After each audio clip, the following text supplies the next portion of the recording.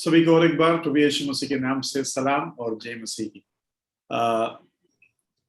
हम पिछले हफ्ते जो वचन को सीख रहा था वो रीजनरेशन के ऊपर था, पुनर्जन्म।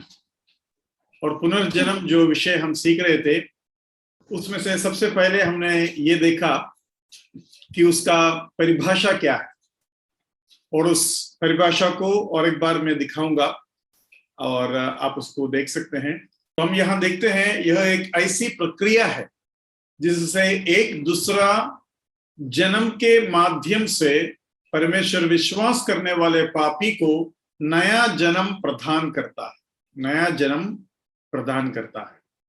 तो पिछली बार हमने कुछ बातों को इसके संबंध में देखा कि नया जन्म जब प्रभु हमें प्रदान करता है, हम जो है किस किस चीजों में निश्चिंत रह सकते हैं।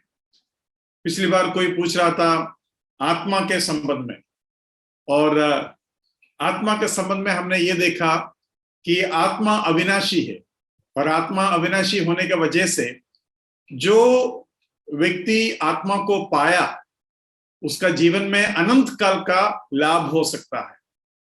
लेकिन जो आदमी आत्मा को नहीं पाया उसके जीवन में अनंत काल का घाटा भी हो सकता है। मतलब कोई भी घाटा जो है अनंत काल का नहीं होता, लेकिन आत्मा का घाटा, आत्मा को अगर उद्धार नहीं मिला उसका घाटा अनंत काल का होता है। क्यों? क्योंकि आत्मा अमर है। पिछली बार आपको याद होगा किसी ने पूछा आत्मा के अमरता के बारे में हैं, और इसलिए हम जो बातें बता रहे हैं वो अगर गलत निकला तो क्या होगा, और हमने जो बातें बता रहा है वो सही निकला तो क्या होगा, ये भी मैंने पिछली बार बताया। अगर हम गलत निकला और आत्मा अमर नहीं है तो क्या होगा, क्या बताया था मैंने पिछली बार? अगर अमर नहीं है, हम बता रहे हैं कि आत्मा अमर है, लेकिन आप समझते हैं कि आत्मा अमर नहीं है, स्वर्ग नहीं है, नरक नहीं है वगैरह, तो मरने के बाद क्या होगा? अगर हम गलत निकले और आप सही निकला तो मरने के बाद क्या होगा? कोई दंड नहीं है, कोई सजा नहीं है। हाँ, मरने के बाद कुछ भी नहीं होगा। जैसे आपने कहा वैसे ही हो गया, हमने गलत बोल दिया, ठीक है भाई। लेकिन अगर हम सही है तो क्या होगा?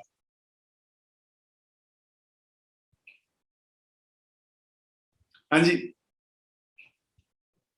हम बच गए और बोलने वाले फंस गए। हम तो बच गए और बोलने वाले, हमारे विरोध करने वाले अनंत काल के लिए पछताएंगे। तो उसका जो रिस्क फैक्टर है कितना बड़ा है।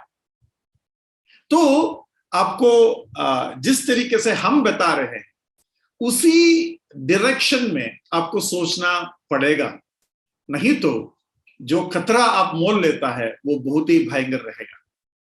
तो नया जन्म के बारे में हमें यह भी सीखना है, कोई भी एक व्यक्ति को इस दुनिया में पुनर्जन्म जो विश्वास करते हैं, जैसे अलग अलग धर्मों में पुनर्जन्म का विश्वास होता है, उन जीवन में क्या होता है, मृत्यु के बाद उनको पुनर्जन्म मिलता है जिसके ऊपर उनका कोई कंट्रोल नहीं है।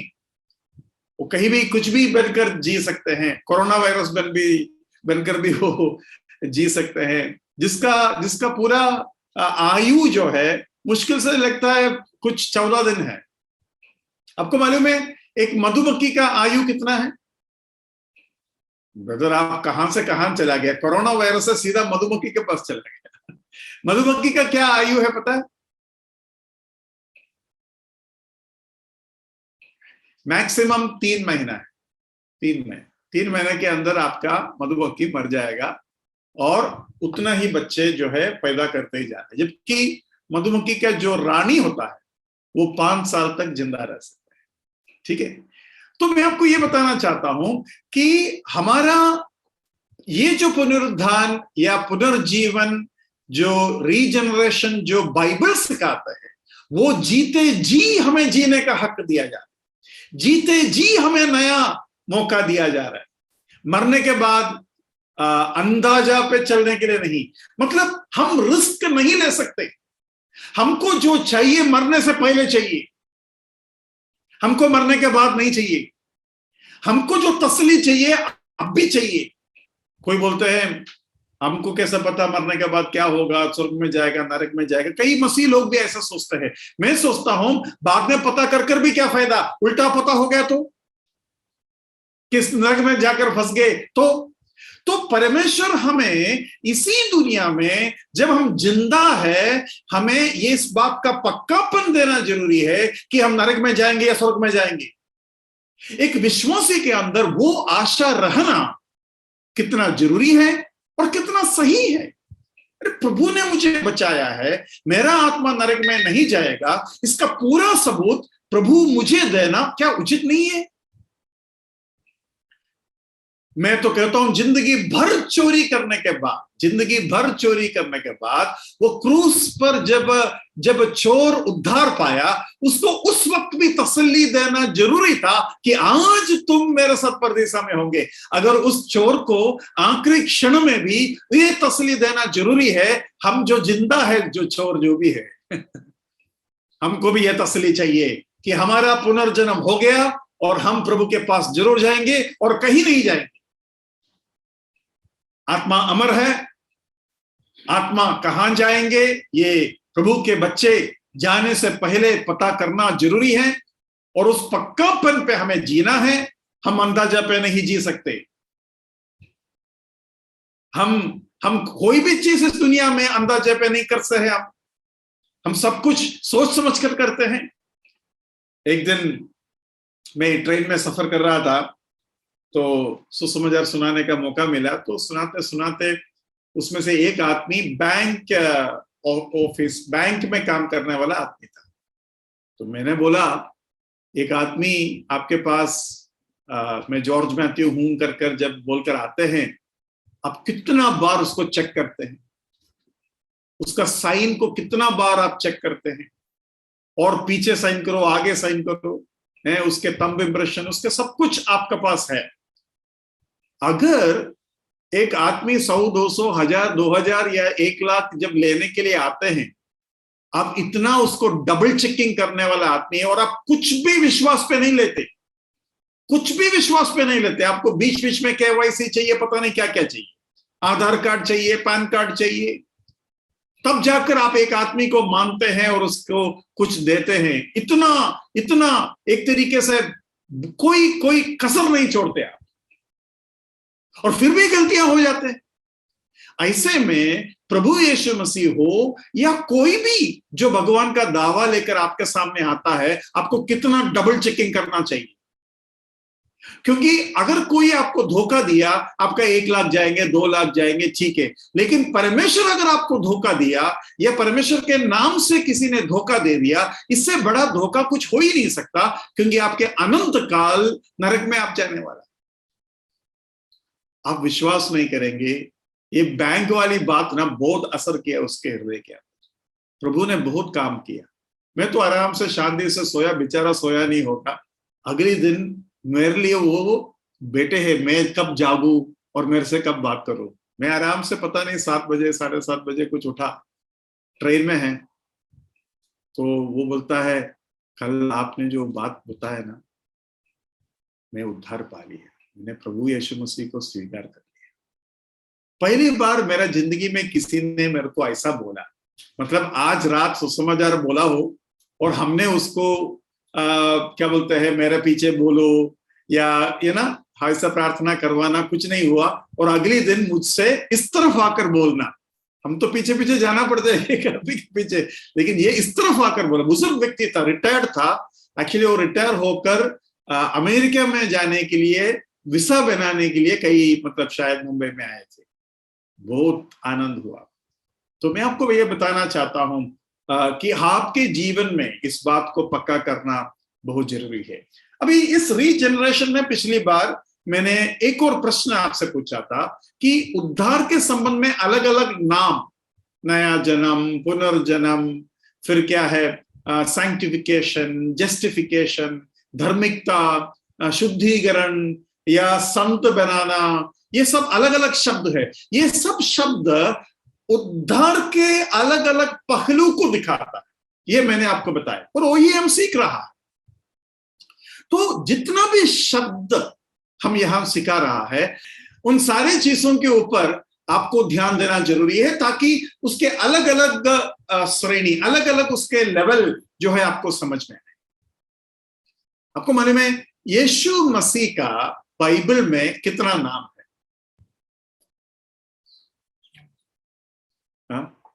कितना है? लगभग, अभी तो पूरा तो नहीं बोल पाएंगे, लेकिन लगभग कितना नाम है?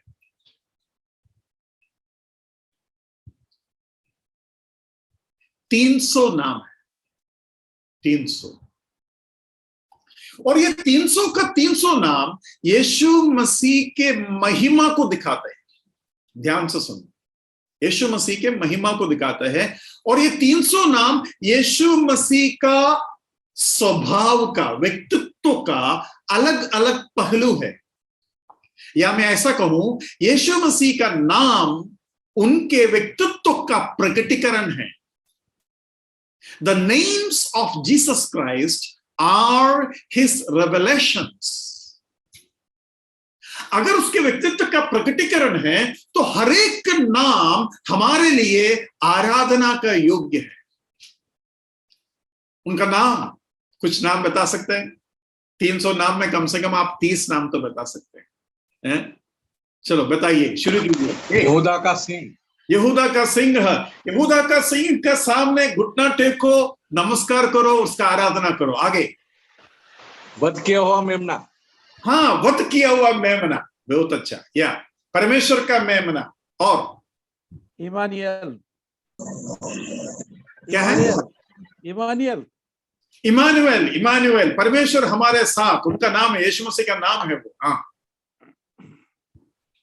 वो चरवाहा है, वो चरवाहा, गुड शेपर्ड, अच्छा चरवाहा है, जो अपने भेड़ों के लिए जान देता है। प्रभु आप अच्छा चरवाहा है, क्योंकि आप भेड़ों के लिए जान देने वाला परमेश्वर है। मैं आपके सामने गिरकर आपके आराधना करता हूं, आपके अलावा और कोई नहीं है। आगे, एबेनेजर। एबेनेजर, अभी मैं क्या बोलूं यहाँ एबेनेजर खुद बैठा हुआ है। आगे, आदि और अंत।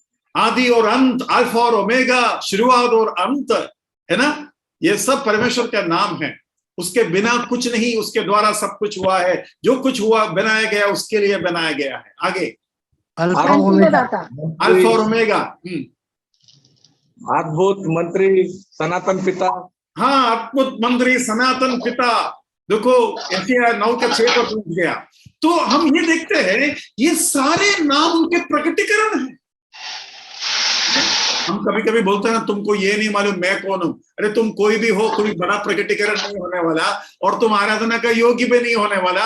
और जो कुछ तुम है, तुम्हारे लिए अच्छा है, मेरे लिए अच्छा नहीं है। और तुम जो भी है, ये इसलिए बताने का कोशिश करते हैं ताकि तुम मुझे डराए। लेकिन यीशु मसीह जब बताते हैं मैं कौन हूं, उसका फायदा मुझे है। वो अच्छा चरवाहा है तो मैं भेड़ हूं। वो अल्फा और ओमेगा है तो मैं उस अल्फा और ओमेगा के अंदर हूं। अगर वो इमानुएल है तो वो मेरा साथ है। वो अगर मेमना है, उसका लहू मेरे लिए है। वो अगर क्या बोलते हैं, गुरु है तो उसका शिक्षा मेरे लिए है। वो अभिषिक्त है, उसका अभिषेक मेरे ऊपर है। वो जो कुछ है, वो सिर है तो मैं शरीर हूं। आप बताइए, जो कुछ यीशु मसीह है उसका भागीदार मैं भी हूं, फायदा में है। यीशु मसीह का नाम उसके प्रकटीकरण है।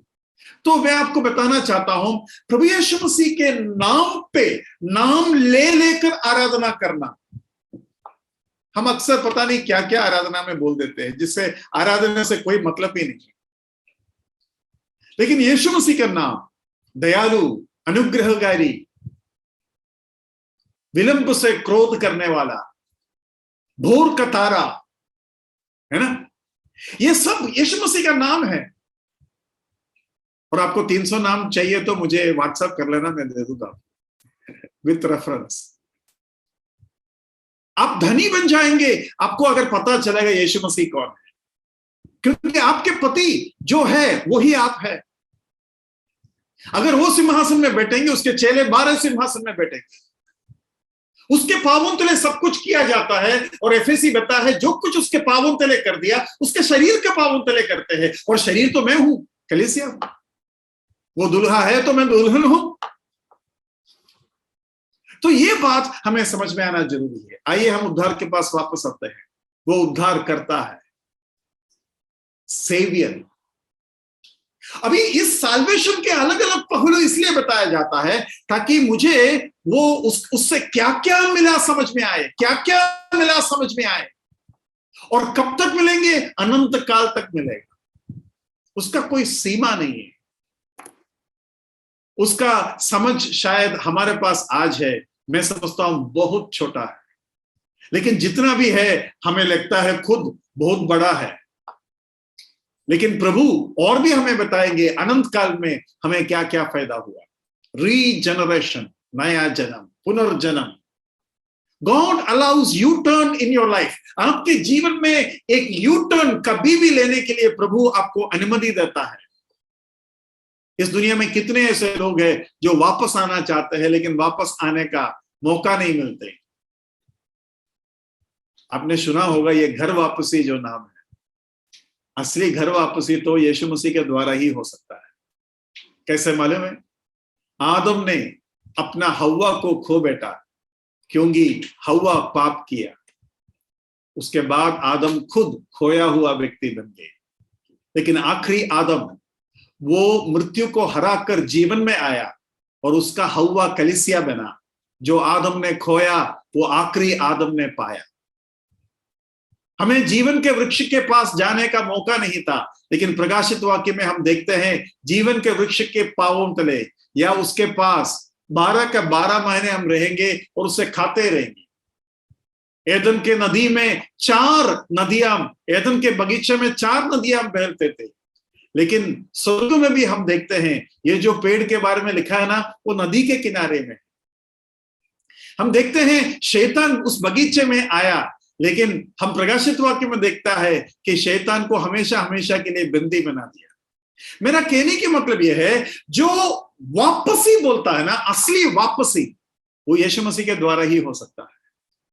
जो कुछ मैंने खोया, जो कुछ मैंने छोड़ दिया, वो सब कुछ मैंने पाया और मैं अपने आप को भी पाया।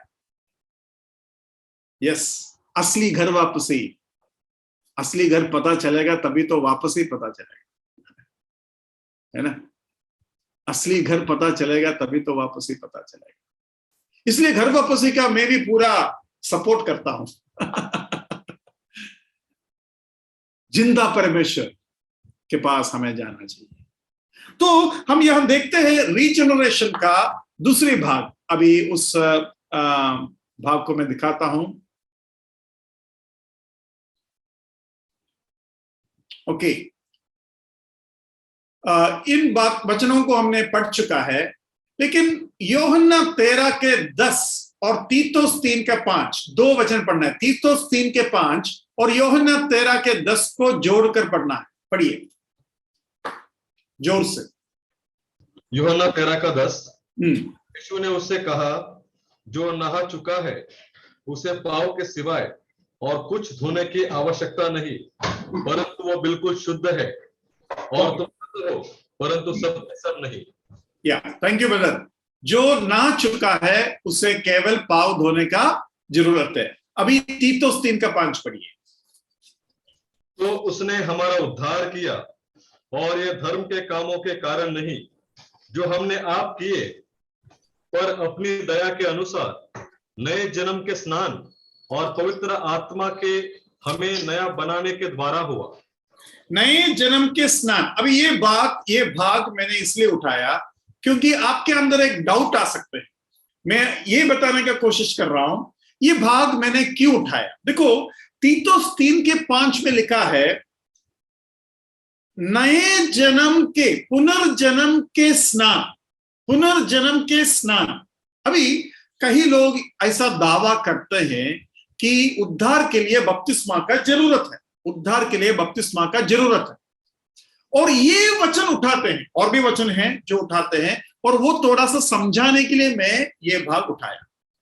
यहां तो ये साफ है पुनर्जन्म का स्नान मतलब पुनर्जन्म ही स्नान है। स्नान अलग नहीं है, पुनर्जन्म ही स्नान है।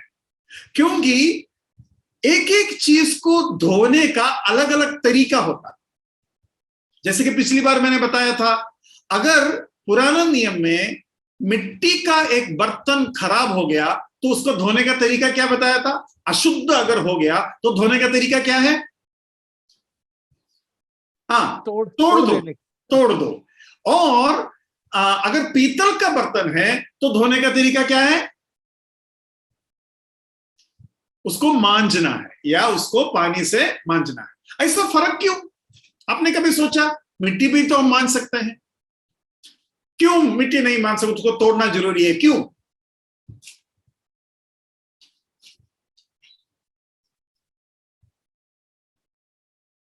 थोड़ा सा सोचेंगे तो जरूर मिल जाएंगे आपको।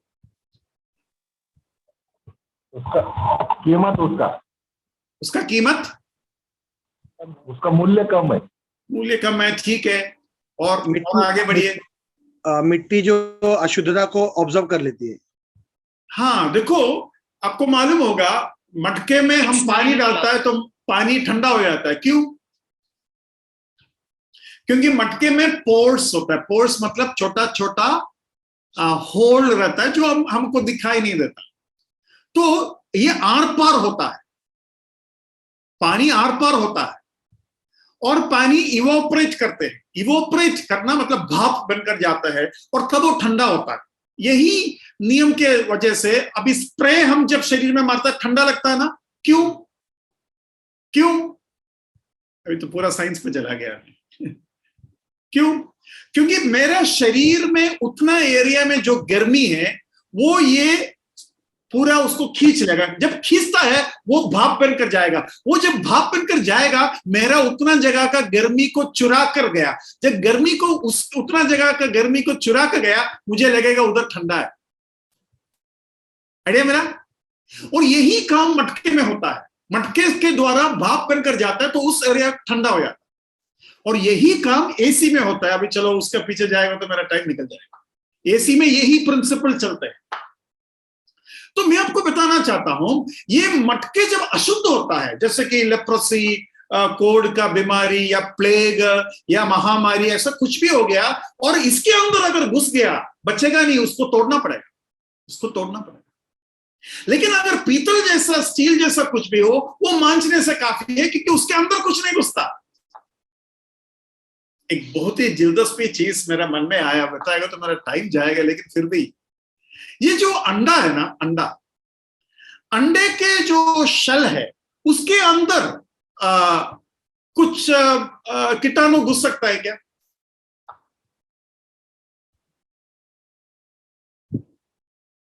ब्रदर, मैं अंडा खाता हूं, अभी उसके अंदर कीटाणु घुसता है कि नहीं मुझे नहीं पता। है ना?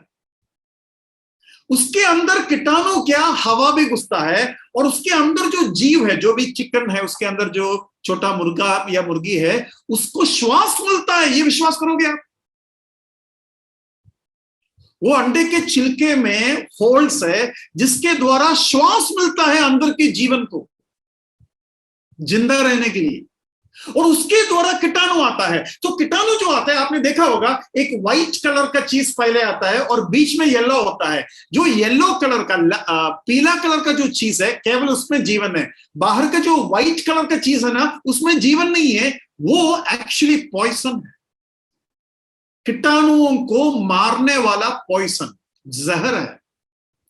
कीटाणु आता है तो ये सफेद जो उसके चारों तरफ है, वो उसको मार देगा, अंदर आने नहीं देगा। कीटाणु को क्या चाहिए? कीटाणु को वो पीला कलर का वो चीज चाहिए, येलो, योक जो बोलते हैं इंग्लिश में, उसको योक बोलते हैं। उसके अंदर जीवन है, तो उसको प्रोटेक्शन के लिए रखा हुआ, प्रोटेक्शन के लिए रखा हुआ। बहुत सी चीजें, अभी अंडे के बारे में बोलेगा तो बोलना पड़ेगा। बहुत मजेदार चीजें उसमें मिलता है, बहुत बहुत मजेदार चीजें। लेकिन मैं आपको यह बताना चाहता हूं, परमेश्वर जानता है कि मिट्टी के बर्तन में जब अशुद्धता, कोई भी महामारी, कोई भी बीमारी आता है, वो आर पार हो जाता है, उसको शुद्ध नहीं कर सकता, उसको तोड़ना ही पड़ेगा। उसको तोड़ दो भाई। अब ये बात आपको शरीर और आत्मा में भी समझना है। आत्मा जब पापी बन जाता है और आत्मा को जब नया जीवन रहता है उसमें, और शरीर जब नया जीवन या नया शरीर पाते हैं उसमें फर्क है।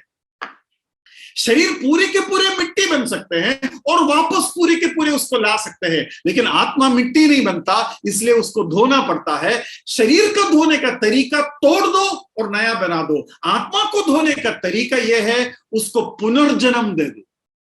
मतलब धोने के तरीका में फर्क है। अच्छा, सोना कैसे धोता है?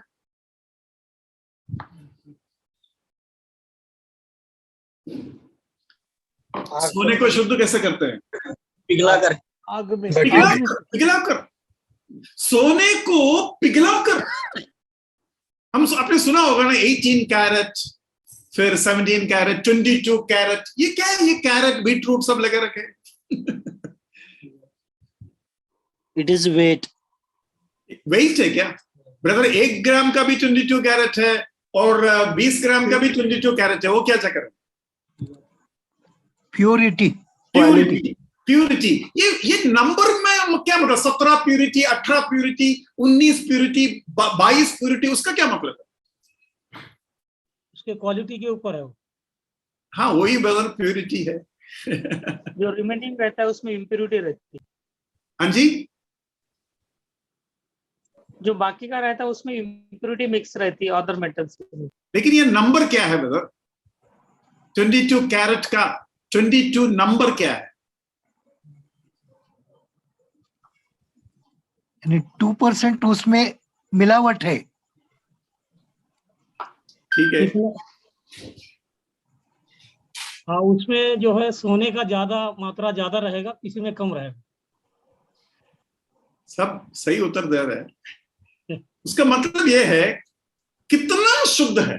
अभी कितना शुद्ध कैसे बोलेंगे?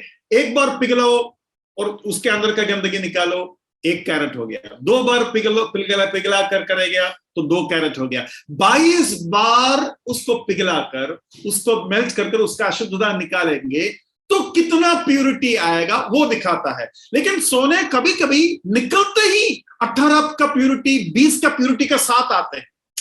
ऐसा कोई जरूरी नहीं है पिघलने के बाद ही होगा। कुछ सोने मिलते ही शुद्ध रहता है। तो वो एक नाप बन गया कितना शुद्धता है। मतलब 22 बार शुद्ध करने, पिघला कर, कीड़ा उसके जो इंप्यूरिटीज को निकालकर जो शुद्धता होता है, उतना शुद्धता फिलहाल इसमें है। वो भी उसका मीनिंग हो सकता है। तो सोना पिघलने का तरीका, शुद्ध करने का तरीका, शरीर शुद्ध करने का तरीका, आत्मा शुद्ध करने का तरीका, और क्या बोलते हैं, बर्तन जो जो जो धातु का है, लोहा का है, या फिर क्या बोलते हैं मिट्टी का है, शुद्ध करने का तरीका, हर चीज को शुद्ध करने का तरीका अलग है। अच्छा, हमारा शरीर का शुद्धिकरण लहू से होता है, ये पता है ना? हमारा शरीर को शुद्ध कौन करते हैं? मतलब मैं आत्मिक चीज से नहीं बोलता हूं, मेडिकली बोल रहा हूं। सारे अशुद्धता हमारा लहू में आता है और वो जाकर किडनी में जाकर शुद्ध होकर अच्छा जो लहू बनकर वापस आते हैं, और जो अशुद्ध है वो जो है बाहर हम फेंक देते हैं किडनी के द्वारा, यूरिनरी ब्लैडर में जाकर बाहर फेंक देता है। तो 2 लहू है हमारे अंदर, एक अशुद्ध लहू है, एक अच्छा लहू है। अशुद्ध लहू अच्छा लहू जाएगा, अशुद्ध हो जाएगा, वापस आएगा, फिर अच्छा, फिर हमारा शरीर कंटिन्यूसली अच्छा बुरा अच्छा बुरा अच्छा बुरा होते जाएगा। मतलब हमारा शरीर कंटिन्यूस लहू के द्वारा ही शुद्ध किया जाता है। और आपको ये मालूम होना चाहिए, हम जो लोग मोटा होता है या पतला बनना चाहता है, उसका लहू शुद्ध होना जरूरी है, नहीं तो वो पतला नहीं हो सकता। ये पता है आपको? मोटे लोगों का लहू अधिकतर बार अशुद्ध होता है क्योंकि वो जंक फूड खाता है। तो क्या करना चाहिए? मोटे लोग सबसे पहले अपने शरीर को शुद्ध करें। कैसे शुद्ध करें? एकदम प्योर चीज, सब्जी जो घर में बनाया हो, मतलब घर के रसोई घर में नहीं, घर के जमीन में। क्योंकि दूसरे लोग जो बनाते हैं वो तो पॉइजन बनाते हैं, वो रेलवे स्टेशन का कचरा के पानी उसमें डालकर पालक बनाते और आप आकर अच्छे से धोने से क्या फायदा, अंदर बाहर सब कुछ उसका वही है। अभी क्या है मैं क्यों बताऊं। तो शुद्ध चीज आपको खाना पड़ेगा, पानी, बहुत पानी पीना पड़ेगा, और तब आपके शरीर हल्का हो जाएगा, आपका लहू हल्का हो जाएगा। लहू भी थिक, कोविड की वजह से लहू गाढ़ा हो जाता है, ये पता है आपको। कोविड होने के बाद 1 महीना 2 महीने के बाद बहुत से लोग मर जाते हैं। क्यों? क्योंकि लहू गाढ़ा हो जाता है और लहू जल्दी ही क्लॉट हो जाता है और हार्ट अटैक आता है। इसलिए जितना भी लोगों को कोविड हुआ है, आपका लहू को लाइट करना जरूरी है, हल्का करना जरूरी है। इसलिए डॉक्टर या तो एस्पिरिन खाने के लिए बोलेंगे, नहीं तो एक्कोस्प्रिन खाने के लिए बोलेंगे, ताकि आपके लहू जो है लाइट बने, हल्का बने, क्या बोलते हैं, सॉफ्ट बने, जल्दी क्लोट ना हो। नहीं तो बहुत पानी पीने से आपका जो लहू है लाइट हो जाएगा, तो लहू अच्छा से बहेंगे, है ना, पानी अच्छा से बहेंगे। जैसे पानी अगर गाढ़ा है तो धीरे बहेंगे, अगर पानी अच्छा है तो जल्दी बहेंगे, वैसे ही हमारा शरीर में होता है। तो मैं ये सब क्यों बताया? शुद्धिकरण का तरीका बता रहा हूं। तो यीशु मसीह तीतुस 3:5 में बोलता है, मैंने तुम्हें रीजनरेशन से शुद्ध किया। आत्मा को शुद्ध करने का मेरा तरीका नया जन्म दे दो, ये है मेरा तरीका। ये तरीका का नाम ही रीजनरेशन है। आग में डालकर पिघालकर शुद्धिकरण करने का तरीका ही सोने का तरीका है। मिट्टी के लिए तोड़कर बनाना मिट्टी का तरीका है, या क्या बोलते हैं इसका तरीका है। ये बात आपको समझना जरूरी है। अभी मैंने इसके लिए इतना जोर क्यों दिया, मालूम है क्यों जोर क्यों दिया? क्योंकि पत्रस कहता है बपतिस्मा के द्वारा उद्धार। पढ़िए 2 पत्रोस 3:21।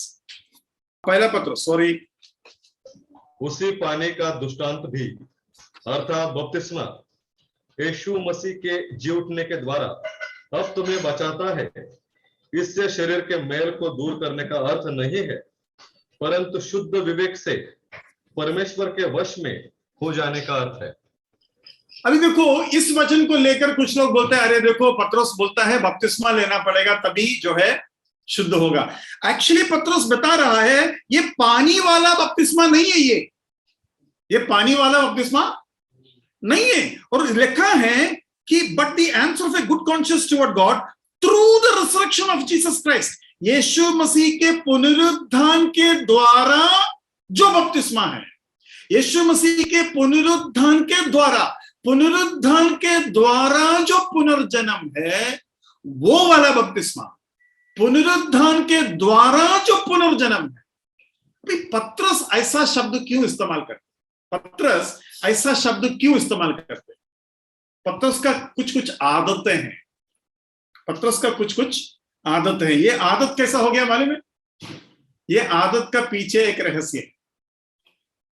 मैंने वही बात यूहन्ना 13:10 से बताया। यूहन्ना 13:10 में यीशु मसीह ने क्या बताया?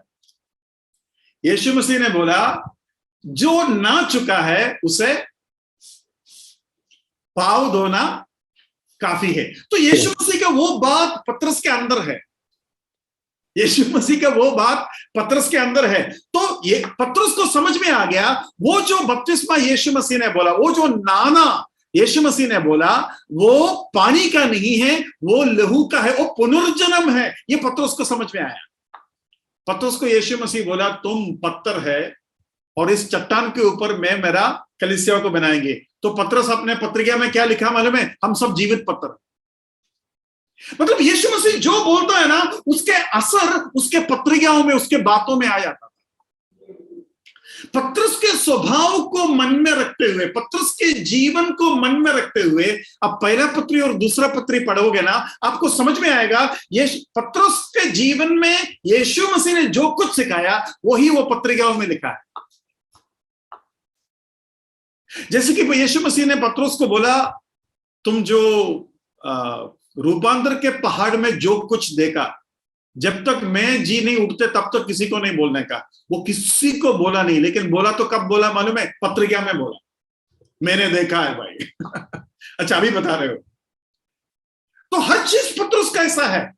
मेरा समय मैं उसके लिए अभी देना नहीं चाहता, लेकिन अगर आप पत्रस के जीवन को मन में रखते हुए पत्रस का पत्री पढ़ोगे ना, यीशु मसीह के बातें और पत्रस का गलतियों को भी हम देख सकते हैं। जैसे कि पत्रस को बोलता है सुंदरता कहाँ है। अभी मछुआरा है, ये मछुआरे लोगों को सुंदरता का जो समझ बहुत कम रहता है, क्योंकि वो तो समुद्र में रहता है, हमेशा हवा उसके सिर पर मारे रहते, उसका बाल बिगड़ा हुआ रहता है ना, और उसका परफ्यूम कैसा रहता है? मच्छी का बास रहेगा, उनका भाषा, उनका तरीका है, और वो सीधा चलना भी नहीं आता, क्योंकि जहाज में हमेशा हिलते रहते हैं, वो जमीन में भी हिलते रहते हैं। तो मैं आपको बताना चाहता हूं, ये पत्रुस को समझ में आ गया, असली सुंदरता बाहर नहीं है, अंदर है। क्योंकि पत्रुस ये देख रहा था कि बाहर के लोग कितना सुंदर है, हम मछुआरे लोग कितने मुश्किल जीवन बिताते हैं, लेकिन पत्रुस को यह समझ में आ गया यीशु मसीह के सुंदरता अंदरूनी था, और इसलिए पत्रुस अंदरूनी सुंदरता के बारे में सिखाते हैं। इस तरीके से थोड़ा एक पहला पत्रुस और दूसरा पत्रुस के स्वभाव, पत्रुस के गलतियां, यीशु मसीह ने जो पत्रुस को सिखाया, उन चीजों को मन में रखते हुए पढ़िए, आपको डबल समझ में आएगा। चलो वो भाग छोड़ते हैं, वापस हम नहाने के बारे में आते हैं। तो पत्रस ने इस बात को मन में रखते बोला, यीशु मसीह ने कहा पुनर्जन्म भी एक तरीका नहाना है। वही बात पौलुस बोलता है, तीतुस 3:5 में हमने पढ़ा, पुनर्जन्म का नहाना। और इस बात को लेकर लोग बोलते हैं, अरे देख बपतिस्मा के बिना उद्धार नहीं होगा। अरे गलती हो गया भाई, आप लोग गलत बता रहे हो। जैसे कि यहूदी लोग उनके हृदय के बारे में कैसा बोलते मालूम है? लव ऑफ माई बाउल्स, पुराना इंग्लिश में यहूदी लोगों का प्यार, प्रेम, हम बोलते हैं ना दिल पे लग गया, दिल धड़कता है, दिल में दर्द हो रहा है। दिल मतलब हार्ट थोड़ी है, हम तो ऐसे ही दिखाकर दिल बताते। उन लोग कहां बताते मालूम है? बोलते पेट में दर्द हो रहा है। मतलब यहूदी लोगों के संस्कार के अनुसार वो अपना प्यार को बोलता है मेरा पेट में दर्द हो रहा है, मेरा पेट में लग गया। मतलब वो हृदय के जगह पर कहां बोलते हैं? बाउवल बोलते हैं, पेड़ नहीं।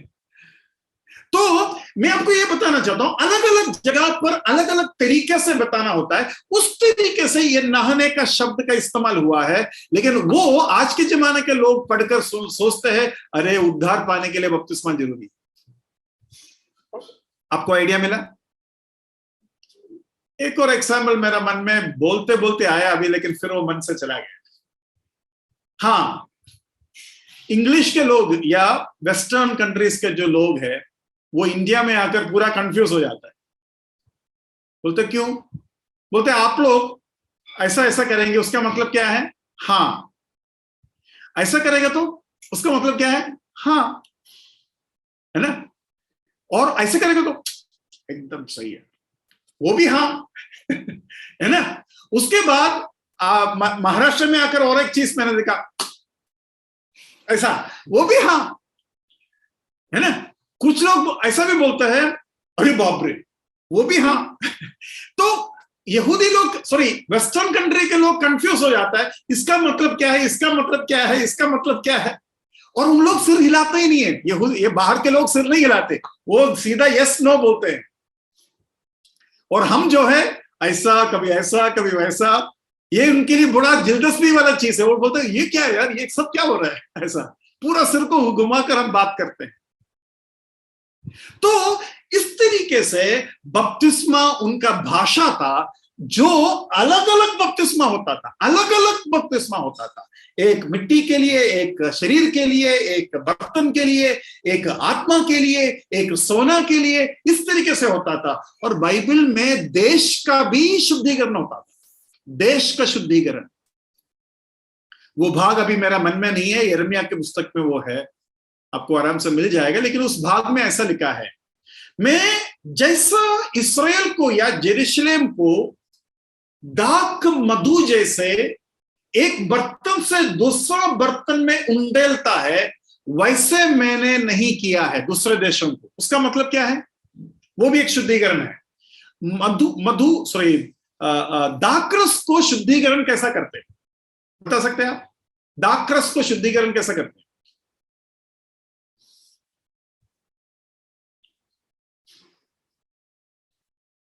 दाखरस कैसा बनता है ये आपको मालूम होगा। अंगूर का रस निकालो और उसको 20-21 दिन रखो, और उसके अंदर कभी कभी कुछ लोग चीनी डालते हैं, कुछ लोग यीस्ट डालते हैं, वगैरह वगैरह।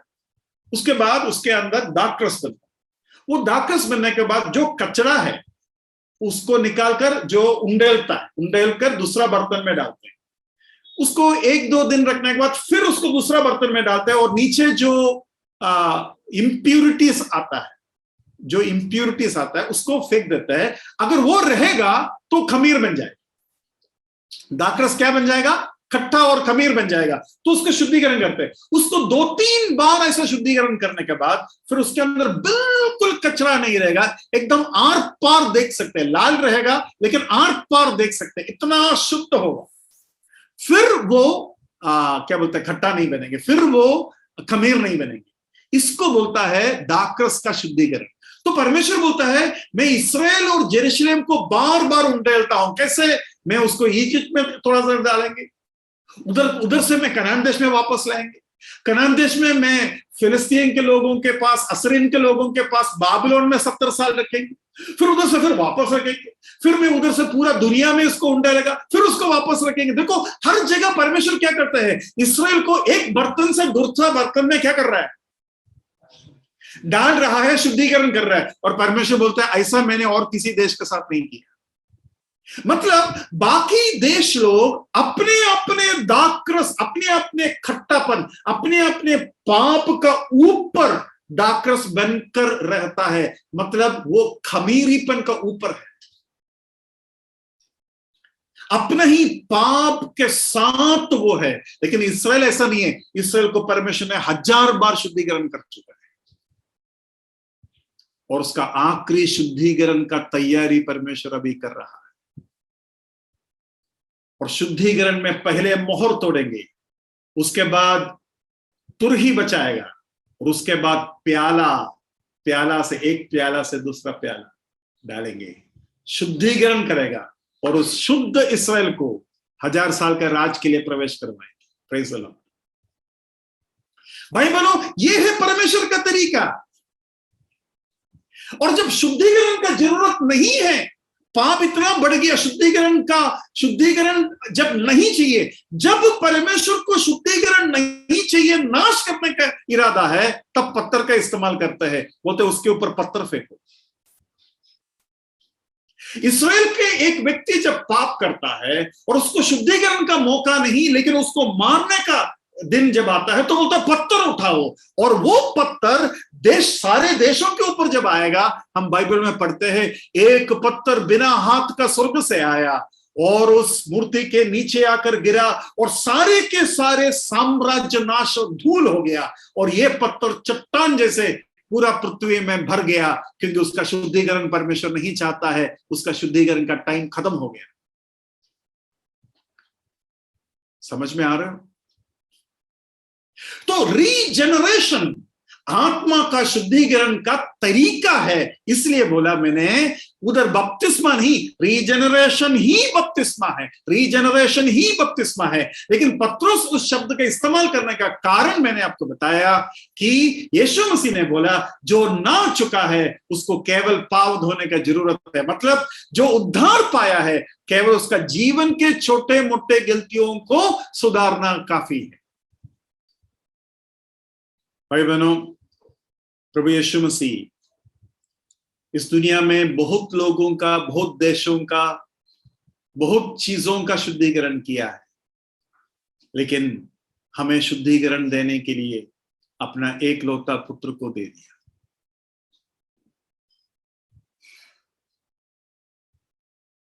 यीशु मसीह का लहू हमारे सारे पापों से हमें शुद्ध करता है।